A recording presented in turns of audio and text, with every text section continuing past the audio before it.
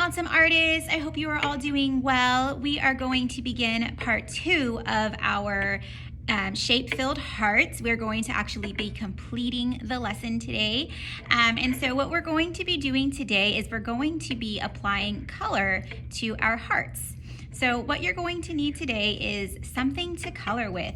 You can use crayons, you can use markers, colored pencils, and if you have paint, you can even paint your heart if you would like. All right, so whatever you want to do, whatever you are able to do at home is perfectly fine. All right, so let's talk about how we are going to choose our colors. Okay, so what I would like for you to do is to pick 3 colors that you want to color your heart with.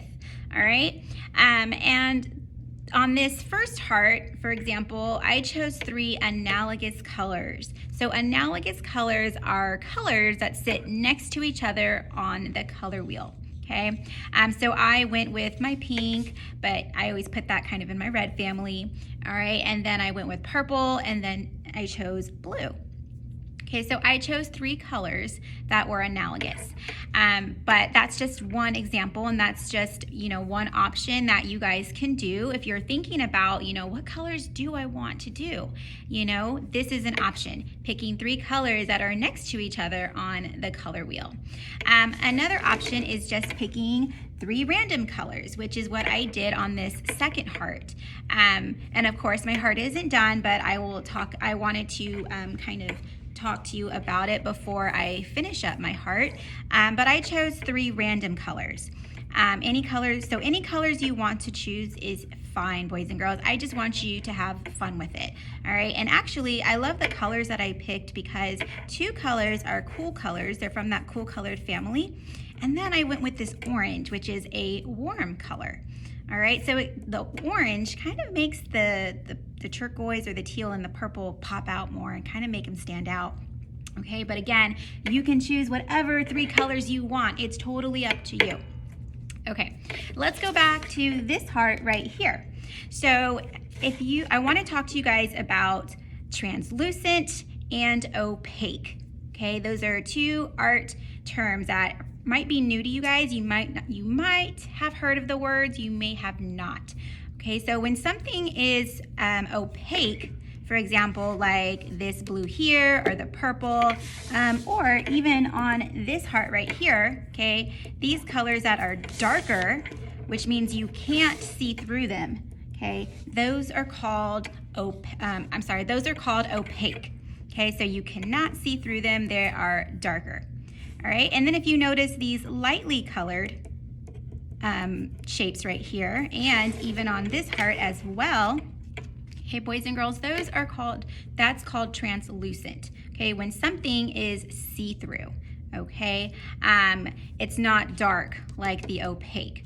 So what I want you to do, boys and girls, when you are coloring in your hearts, I want you to color some translucent and some opaque. And let me show you how to do that. If you don't have watercolors and you are just going to be using markers or crayons, or if you want to use both, which is what I did on this heart, I kind of alternated between my markers and my crayons because my markers kind of gave me more of that opaque look.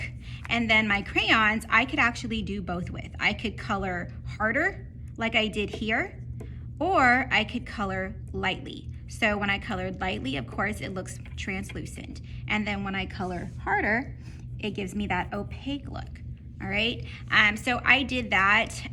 So you can use markers, and if you are using markers, of course, you are gonna have to use a crayon to show me that translucent coloring or shading, okay? But if you want to use both, you can, which is what I did. Or if you don't have markers and you just want to use crayons, then you can do that as well. So if you are just using crayons, what you can do is you can outline first, okay? And so this one I think is gonna be more of an opaque colored. So I'm gonna press harder, all right? So if I'm pressing harder, I'm creating that opaque look already, okay? It's going to be darker. all right? And if I want it to be lighter, well, I'm still going to outline.